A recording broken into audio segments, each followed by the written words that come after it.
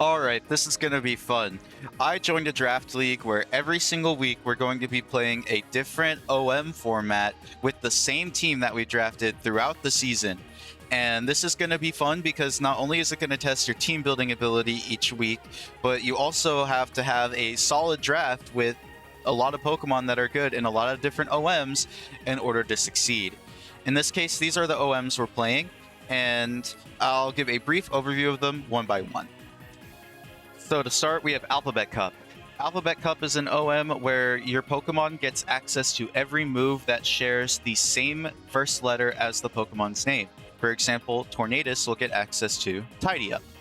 Camomons is a metagame where the first two moves in your Pokemon's moveset, that would be the top two moves in the Pokemon Showdown Team Builder, will determine your Pokemon's type. For example, if I'm a Skarmory and I have, say, Terra Blast and Roost in my first two slots, I'm going to be a normal flying type. Category swap is pretty simple. All physical moves are special and all special moves are physical. While this is simple on paper, it changes how a lot of Pokemon play the game because their move pool access is suddenly pretty wonky. Flipped is probably the most out there one of these because it flips the Pokemon's base stat total to be reversed. So what this means is that a Pokemon's HP and speed are swapped, their attack and special defense are swapped, and their defense and special attack are swapped. So if you think about the usual order of a Pokemon's base stats, they're the other way around now. This means that Pokemon that are bulky tend to be more fast, frail offensive threats, and vice versa. Fast Pokemon tend to be slow, slow Pokemon tend to be fast, it's all flipped. Poke abilities is pretty simple. All of your Pokemon's abilities are active at once. So if you have 2 abilities, you have 2 abilities. If you have 3 abilities, you have all 3. This incentivizes me to draft Pokemon that have a lot of good abilities, and we'll see how that ends up. Revelation Mons is sort of an inverse Camomons. Rather than the move's typing determining your Pokemon's type, with Revelation Mons, your Pokemon's typing determines the typing of the first 2 moves in your Pokemon's moveset.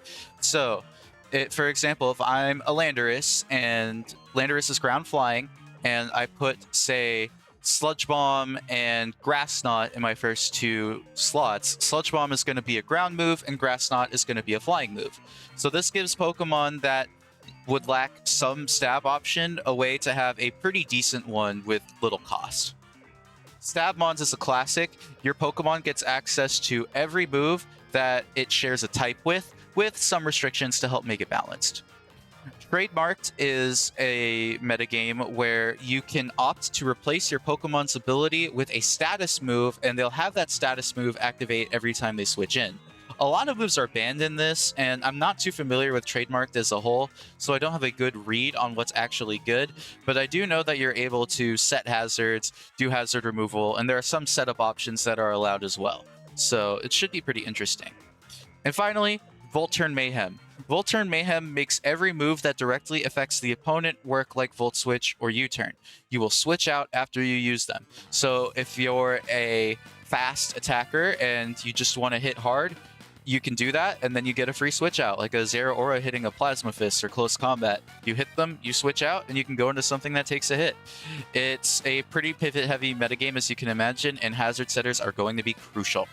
So, with those in mind, let's talk about my draft and see what I picked to help get me an advantage in these metagames. So, for my first pick, I ended up going with Megalopony. I was 8th overall in the draft, and so a lot of the really broken stuff went before I could get them, but Megalopony is still pretty good in a lot of OMs because of its good stat spread with high attack and speed, and decent defenses as well.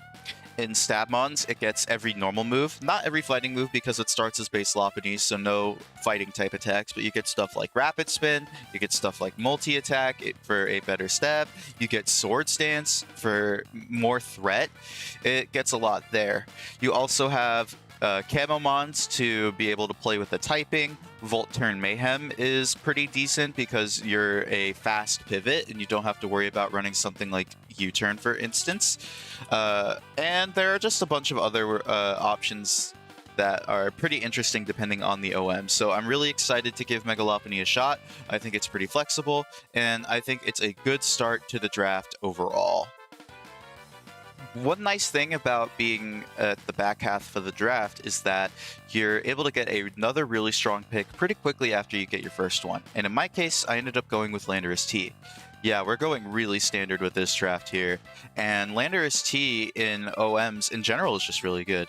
In Stabmons, you get a lot of really cool options like Shore Up or Roost. You get better stab options like Precipice Blades or Dragon Ascent, which is cool. In Camomons, you can get some pretty fun things going with your type combination. I believe it gets Iron Tail, so if I wanted to be like a Steel Flying type or something to that effect, a Poison type with Toxic, I can do that.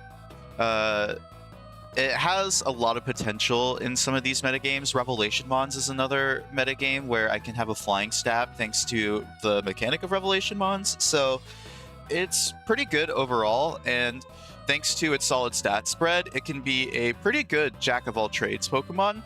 And I can bring it to almost every week just thanks to how diverse of a move pool and stat spread it has. So really solid pickup, and I think it's going to be a really key Pokemon in this draft, especially because it also provides two very important rules for my team of a Volt Switch immunity and a ground immunity. So just really, really important. Tapu Fini, I think, has some pretty fun options in a lot of these OMs as well. I've been talking about Stabmons a lot, but Tapu Fini is another benefactor of Stabmons quite heavily thanks to getting reliable recovery in Moonlight. It also has some interesting utility in a metagame like Volturn Mayhem, where you're able to take a hit and kind of slow pivot out with an offensive option. You also have interesting techs in, for example, Trademarked, where you're able to give a status move as your ability. Misty Surge isn't super duper important, so in Trademarked, you're able to be a setup threat with like Calm Mind.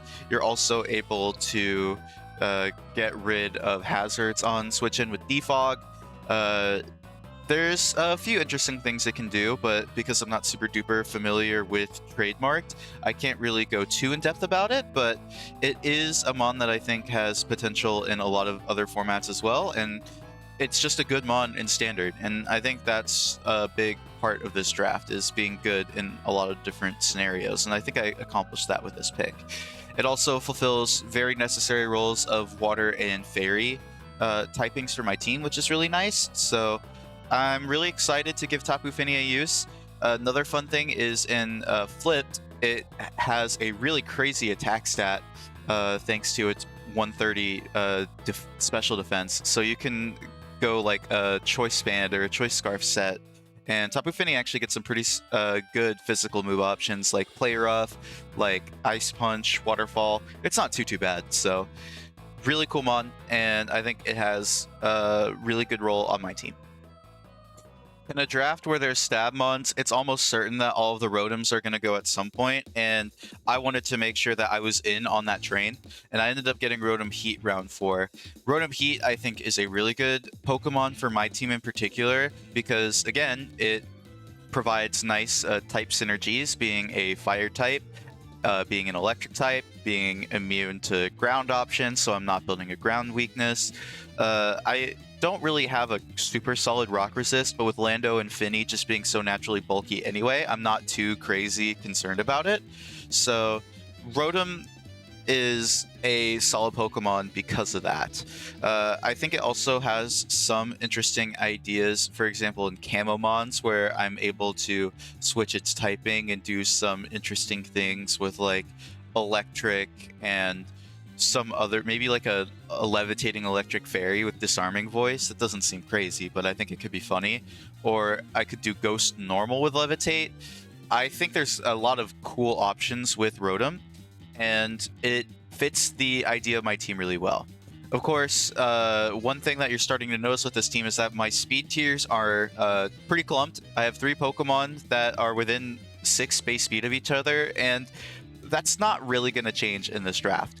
I think one of the key themes for my draft is that rather than going with a draft focused on maintaining decent speed tiers, I really wanted to have a team that was just good as a baseline, and then I can work on filling in gaps with my remaining lower tier picks. And so I think I've accomplished that with these 4 so far, and the next 2 picks are also going to be key members of that cast as well.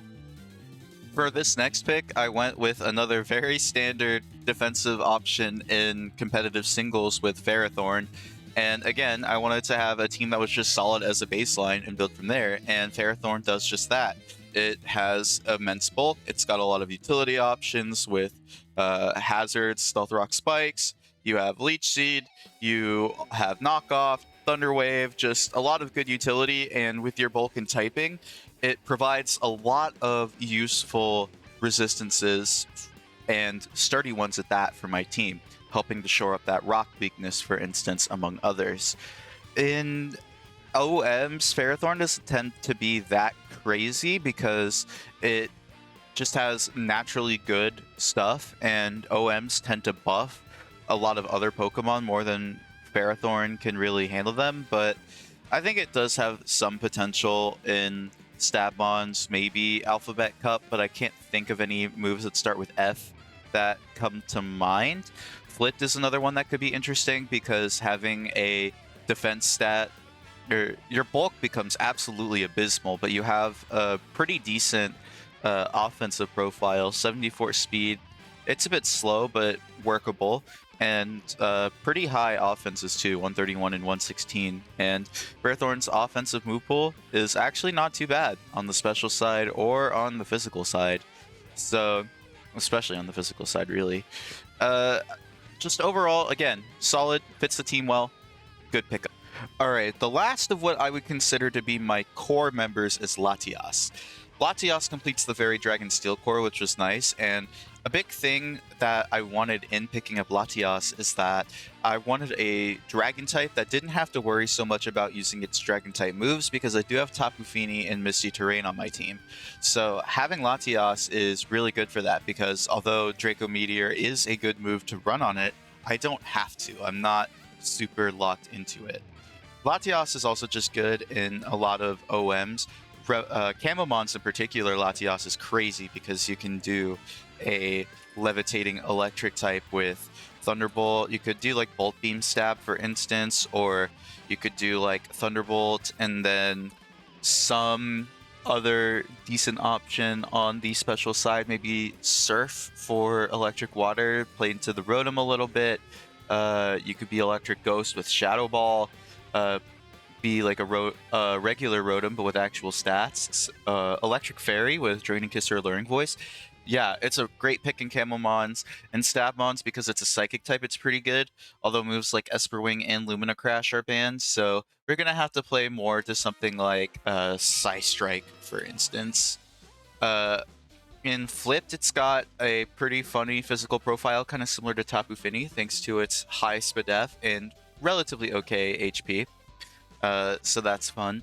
And there are other OMs like Volturn Mayhem, maybe even Category Swap, where I think it could really shine. So, big fan of Latias for my draft here, and I think it's going to be a very pivotal mon. So my round 7 pick ended up being Overquill, and to me, Overquill is in this bit of a middle ground between the core members of the team and the more supportive flex members, because it has a very important role to fulfill thanks to its typing. It's a grounded poison, so it's going to absorb toxic spikes, and it's a dark typing, so it's going to help me deal with ghost-type Pokemon, but it isn't as reliable as the other mons mentioned so far because its stats aren't the greatest. They're okay, but they're not amazing, and it lacks reliable recovery for staying power. And although offensive Overquill is a pretty cool idea with Swift Swim, for example, or even just a Poison Point one, I don't think I have the proper support for it to really be that great of an option most weeks. However, Overquill is still valuable because of the utility it provides and its typing. Poison Dark is one of the best type combinations in the game, and with, again, more hazard setting with spikes and toxic spikes, with utility in Barbarage to spread poisons, or Destiny Bond to help force trades. It's a pretty decent mon to help make progress in matchups where I need it to check certain threats from my opponent. In terms of OMs, Stabmons is one that immediately comes to mind thanks to getting Mortal Spin, which is pretty fun. You can use Overquill as a hazard remover a la Legend ZA, and I just think that's really cool. Another interesting one could be Trademarked, where we use it to get a hazard up on switch in with spikes. You don't necessarily need Intimidate, although it is a good ability to have. Maybe Category Swap could be fun as well, because Overquill has a surprisingly decent special move pool with options like Blizzard for a physical move. You have Surf. You could even do Mudshot for a ground option as well. So that's pretty fun. Overall, just a bit of a filler flex pick, but one that I think really helps the team. All right, next we have Braviary. This is my 8th pick in the draft overall, and if you've noticed, this is the 5th Pokemon on my team overall that has a speed tier in the ballpark of base 80 to 90. So we're not doing too great on the speed tier front, but to be honest, Braviary was just the fun pick of the draft. I wanted to draft Braviary because I was watching some replays of a Gen 9 Never Use tournament where they're playing a different OM every week, and Braviary was quite prominent in Camomons, and so I wanted to draft Braviary so I could use it in Camomons. With Ironhead, you can make it a Steel type, and with Roost, you have reliable recovery, so it's basically Skarmory. It also has decent stats, and I'm sure there are other metagames where it could be a pretty fun option. Maybe Volturn Mayhem, actually, because of its high attack stat, and then access to really solid offensive options like Brave Bird in close combat. Trademarked could be another fun one, but I'm not too sure where we're going with Trademarked yet, so we'll play that one by eye. My 9th pick was Dhelmise. I was a bit hesitant to draft Dhelmise at first because I didn't want to have to double up on types on my team if I didn't have to, outside of Braviary for normal, I guess. But in the case of Dhelmise, I think it works out because it's a ghost type, so you have a nice utility helping to resist fighting type attacks, or take them rather, and having pretty strong poltergeists that you can fire off as well. I really wanted Dhelmise because I wanted more hazard removal on my team that didn't rely on me getting rid of my opponent's hazards. I have some pretty good defoggers like Latios, Tapu Fini, even Braviary, but no spinners outside of OMs, and so I wanted one that I could bring Rapid Spin if I really wanted to go that route, and Dhelmise just made a lot of sense to me. Rapid Spin is good utility. You also have Knockoff and even Toxic as well. And I think in particular Dhelmise is going to be a really fun mon to use in the Camomons OM, as you can give it the Steel typing with Anchor Shot and then hit Steel typing plus Steel Worker moves and just be an absolute freight train on the opponent. I'm sure there are some other OMs where it could be pretty decent as well, but I haven't thought too much about it yet, so we'll play that by eye. But just a really cool Pokemon overall. Has solid synergy with the team thanks to its typing, and I'm just really looking forward to clicking Steel moves with this. So I ended up picking Yanmega as my final pick of the draft, and for only 4 points too. That feels a little low to me, even in Standard, but in a format where we're playing a new Other Metagame every week, I feel like that's a steal for Yanmega because it has a lot of potential in some of these OMs. One OM I haven't talked a lot about is Pokeabilities, and for good reason, because my team does not like Pokeabilities at all, but Yanmega is that exception because it has 2 insane abilities in Speed Boost and Tinted Lens. Stabmons is another really good metagame for Yanmega because you get access to Quiver Dance. That is not banned because only bug types get it, and most bug types with Quiver Dance are still pretty fine. You also have better flying stab options. No Oblivion Wing, but we could do Hurricane, we can do Bleak Windstorm, so just overall really good. I think it also has some potential in Camomons, although I need to figure out where exactly. However, with options like Shadow Ball and Terra Blast, we can make it be like a Ghost Normal Mon with Tinted Lens, or we could do some fun things with like a Steel Wing. We could do Steel Wing plus Roost, make it like a flying Mon as well, although we would have to run Steel Wing on Yanmega, which isn't great. Another interesting metagame for it is Flipped, where it actually becomes a decent defensive option, as its 95 speed becomes HP, and its 116 special attack becomes defense. So it's a pretty decent physical wall with options like Roost and Toxic, and even Defog for hazard removal as well. So just a pretty fun Mon, and I think it's going to be a really surprise pick for a lot of people. So that's my draft for the second season of Porygon's Entropy Dimension Draft League. I think my team is pretty solid for a lot of these OMs, although there are some of them that I am a bit worried about. Flip, for example, looks to be pretty spooky, as although I do have some okay mons for it, like Latias, maybe Tapu Fini, maybe a really bulky Landorus, it kind of either cripples my mons a lot, like Ferrothorn, or maybe even Delmise, Braviary, Megalopony, or a lot of my mons just don't really care, so I think it's going to benefit the opponents a lot more than it's going to benefit me. Another one is Pokeabilities, because I only have like 4 asterisk Pokemon that really care about it. Like Ferrothorn, it has Anticipation, but that's like a side benefit. Lopunny has Cute Charm and Limber. Thankfully, Klutz doesn't matter with Megastones, so that's not an issue, but we have Cute Charm and Limber, which only matters before it Megas, and you're hoping not to get hit before you Megas, so that's not really relevant. And of course, it's a Mega, so you only have one ability. Lando has one ability, Fini has one ability, Rotom has one ability, Latias has one ability, Delmise has one ability. So then we have my flex picks. Yanmega is admittedly pretty good, and I think Braviary with Sheer Force and Defiant could cook. And Overquill with Poison Point and Intimidate is interesting, but like, outside of Yanmega, I don't really have anything super duper great for that either. There's some metagames that I don't have a ton of familiarity in building with, such as Alphabet Cup or Category Swap, where it's more on Pokemon moveset knowledge that I sort of have implicitly, that I know it when I see it, but not explicitly that I can just pull out of my cap. Unlike with Stabmons, which I do have a fair bit of experience with, where I do have that explicit knowledge. Camomons, I think, is going to be fun for this team because I have a lot of good Camomons Pokemon, and it's just a fun metagame to cook in general. And then there's Trademarked and Volturn Mayhem. These metagames are metagames that I'm not super familiar with playing, and they're the ones that I'm looking forward to playing the least, just because I'm the least interested in them. I'm more interested in other metagames that mess with your Pokemon's move access or typing than their than like actual battle mechanics themselves. So not super duper crazy interested in those.